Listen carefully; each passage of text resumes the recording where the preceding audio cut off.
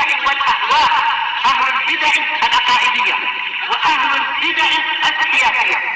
نقول بيننا وبينكم السلف، بيننا وبينكم الكتب، كان فيقول البدع بيننا وبينكم. Bismillahirrahmanirrahim. Qala al-Imam An-Nawawi rahimahullahu taala, masih dalam bab yang ke-73 Husnul Khuluq, masuk hadis pertama dari bab ini, dan dia nomor yang ke-660 untuk cetakan ini. Penambahan dari awal. Wa an Anas radhiyallahu anhu qala kana Rasulullah sallallahu alaihi wasallam ahsanan nasi khuluqa. Muttafaqun alaih. Rasulullah SAW adalah orang yang paling bagus akhlaknya. Diriwayatkan oleh Bukhari dan Muslim. Ini contoh pemenggalan hadis. Hadisnya tidak sependek ini. Kalau kita lihat dalam Sahih Bukhari dan Sahih Muslim, kita akan mendapati hadisnya lebih panjang dan ada beberapa versi.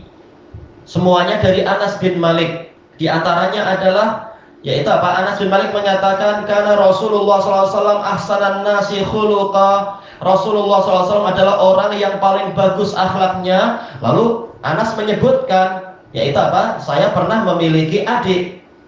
Dia adalah kunyahnya adalah Abu Umair dan dia suka bermain burung, memelihara burung. Kemudian suatu ketika Rasulullah tanya, "Ya Abu Umair, ma fa'alan Nughair?" Wahai Abu Umair, apa yang dilakukan si Nughair? Burungnya dikasih nama Nughair. Lalu anak kecil ini bilang, "Mata ya Rasulullah." Sudah mati wahai Rasulullah. Baik. Dan dalam hadis yang lain Anas juga menyebutkan Rasulullah itu adalah orang yang akhlaknya paling bagus. Lalu menyebutkan, dan saya ini melayani Rasulullah selama 10 tahun dan belum pernah saya mendengar beliau mengatakan kepada saya. Dan pernah suatu kali beliau memanggil saya untuk melaksanakan suatu perintah, lalu saya mengatakan saya akan melakukan wahai Rasulullah, padahal saya tidak ingin melakukan. Namanya anak-anak waktu itu baru 10 tahun, mungkin masih ingin bermain atau apa. Dan memang setelah itu kenyataannya dia bermain sampai kemudian Rasulullah SAW memanggilnya, "Sudah dikerjakan belum?" Maka dia mengatakan, "Belum wahai Rasulullah, saya kerjakan sekarang." Lalu Rasulullah pun membiarkan dia melaksanakan tugasnya dan sama sekali Rasulullah tidak mencacinya dan tidak mengasarinya. Demikian pula beberapa hadis lain, hadis Anas bicara masalah ini. Karena Rasulullah SAW ahsanan nasi khuluqan. Dari hadis ini kita mendapatkan faidah bahwasanya para sahabat menjadi saksi betapa bagusnya akhlak Rasulullah SAW, dan para sahabat memang saksi Allah di muka bumi. Yang setelahnya memang secara umum umat ini memang saksi Allah di muka bumi, kecuali orang-orang yang tidak layak jadi saksi, seperti di hadis-hadis yang lain. Layam bagi ayyakuna syafi'an wala syahidan yaumal qiyamah al-la'anun. Orang-orang yang suka melaknat, suka mengutuk, tidak layak untuk menjadi pemberi syafaat dan tidak layak untuk menjadi saksi di hari kiamat. Jadi walaupun umat ini secara umum adalah saksi Allah di muka bumi, namun kemudian Rasulullah membuat perkecualian. Adapun untuk para sahabat, memang Rasulullah telah bersabda di dalam hadis Umar bin Khattab radhiyallahu anhu, "Antum syuhada'ullahi fil ard." Kalian adalah saksi Allah di bumi. Dan para saksi itu adalah orang-orang yang terpercaya. Tatkala yang paling terpercaya dari umat ini adalah generasi pertamanya, maka merekalah yang dijamin oleh Rasulullah sebagai saksi Allah. Yang lain sesuai dengan kadarnya. Ya, ternyata para saksi Allah ini menjadi saksi bahwasanya Nabi Muhammad SAW adalah orang yang paling bagus akhlaknya. Bahkan Aisyah jelas yang paling dekat dengan Rasulullah mengatakan akhlak Rasulullah adalah Quran. Dan ini menjadi pelajaran bagi para tokoh untuk selalu menjaga nama baiknya, tidak merusak diri sendiri dan betul-betul berakhlak yang bagus. Karena nanti orang-orang di sekelilingnya akan jadi saksi dia. Mungkin saksi di pengadilan di dunia, atau jadi saksi di pengadilan di akhirat, atau saksi di masyarakat. Dan para saksi yang terpercaya tak perlu dibayar untuk bersaksi jadi saksi palsu, tidak. Tapi mereka akan secara secara jujur ketika diperlukan mereka akan jadi saksi. Oh si fulan saya tahu dia orangnya baik, orangnya begini-begini, atau sebaliknya, oh saya tahu dia ini orang jahat, orang licik, orang akhlaknya buruk, suka memanfaatkan orang lain dan seterusnya. Ya, ternyata para sahabat semuanya tidak terkecuali, semuanya jadi saksi akan kebaikan Rasulullah Shallallahu Alaihi Wasallam. Bahkan para musuh pun seperti Abu Sufyan sebelum masuk Islam, beliau jadi saksi di hadapan Herakl di Syam pada waktu itu. Betul-betul Nabi Muhammad disaksikan dia orang yang mengajarkan kepada akhlak-akhlak yang bagus dan belum pernah kami dapati dia berdusta dan sebagainya. Tayyib. Dan dari hadis ini pula kita mendapatkan faidah tentang digalakkannya untuk menyampaikan hujjah terhadap ucapan dia. Di sini Anas ketika mengatakan Rasulullah itu orang yang paling bagus akhlaknya.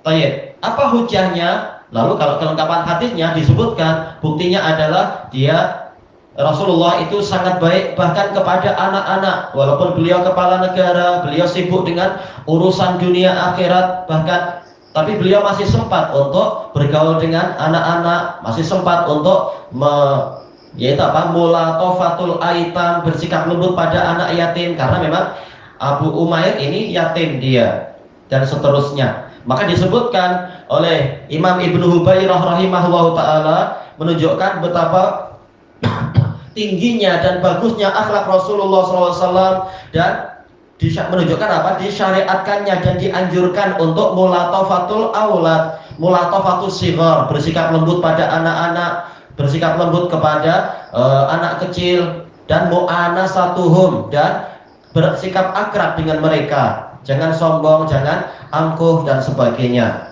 Demikian pula disebutkan oleh Imam An-Nawawi rahimahullahu taala, demikian dan seterusnya. Tentang apa? Sikap lembut kepada anak-anak dan sebagainya, menyapa dengan baik. Demikian pula apa? Yaitu bersikap lembut kepada pembantu, karena dalam hadis yang lain Anas bicara Rasulullah akhlaknya paling bagus, lalu menyebutkan status dia sebagai pembantu Nabi. Ternyata Nabi juga selalu bersikap lembut kepadanya, kalaupun salah maka dididik dengan baik. Sebagaimana disebutkan oleh Ibnu Hubairah, tidak mencaci maki pembantu tetapi mendidik, mengarahkannya dengan baik. Ini adalah hukum asal.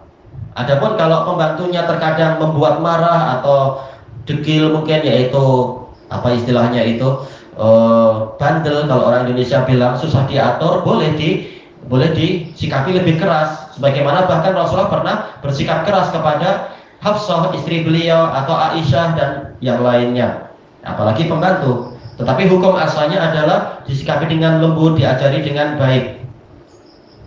Baik. Dan dari hadis ini pula disebutkan oleh Al-Hafidz Ibnu Hajar rahimahullahu taala, yaitu disunahkannya untuk melakukan tamhid sebelum masuk kepada inti pembicaraan. Tamhid yaitu tahapan. Sebelum Anas bercerita tentang dialog Rasulullah SAW dengan adik kecilnya itu, maka Anas bercerita Rasulullah memang akhlaknya paling bagus di antara umat manusia. Lalu baru menyebutkan intinya, yaitu Rasulullah pernah menyapa Abu Umair, menanyakan masalah apa, bahkan kesukaan dia untuk memelihara burung, bagaimana sekarang keadaan burung tersebut. Bahkan Rasulullah sampai tahu siapa nama burung tersebut dan Rasulullah perhatian. Maka tidak mengapa, bukan yang seperti itu menyebabkan jatuhnya martabat seseorang. Baik. Demikian pula dijelaskan oleh Ibnu Hubairah rahimahullah, bersikap lembut pada anak-anak dan memperhatikan keadaan mereka, ini tidak menyebabkan jatuhnya martabat atau marwah orang yang besar. Tak masalah kita tahu, oh anak ini suka sibuk main kereta, kita tanya secara terperinci, tayarnya mana, tapi kenapa di atasnya ada ini, ada itu. Tak mengapa, bukan 24 jam kita main sama anak-anak terus, tapi sekali-sekala kita menanyakan dan seterusnya. Ini adalah akhlak yang mulia.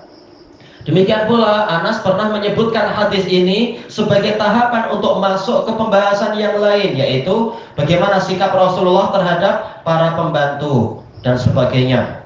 Demikian pula dalam hadis yang lain Anas bercerita Rasulullah adalah akhlaknya paling bagus, kemudian menyebutkan bagaimana sikap beliau kepada keluarga beliau dan seterusnya. Ini menunjukkan apa?